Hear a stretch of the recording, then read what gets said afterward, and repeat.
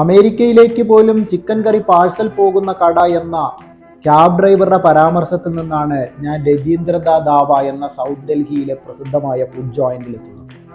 താമസിക്കുന്ന ഹോട്ടലിൽ നിന്നും 300 മീറ്റർ മാത്രം അകലത്തിലായിരുന്നെങ്കിലും എൻ്റെ ഇറ്റുനെറിയിൽ പെടാതെ പോകുമായിരുന്നു ഈ പ്രസിദ്ധമായ ഭക്ഷണശാല.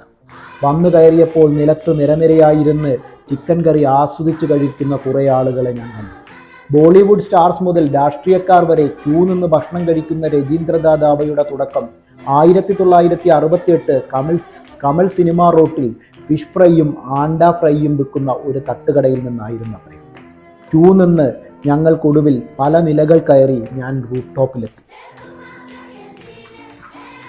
നീണ്ടു നിൽക്കുന്ന മെനുവിൽ നിന്നും ഇവിടുത്തെ സ്പെഷ്യലായ ചിക്കൻ കറിയും ഗുലൗത്തി കഫാസും റൊട്ടിയും കഴിച്ചിറങ്ങുമ്പോൾ ക്യാബ് ഡ്രൈവർ പറഞ്ഞ അമേരിക്കൻ കഥ അതിശയോക്തി നിറഞ്ഞ ഒരു അസൂയയായി മാത്രം തോന്നി.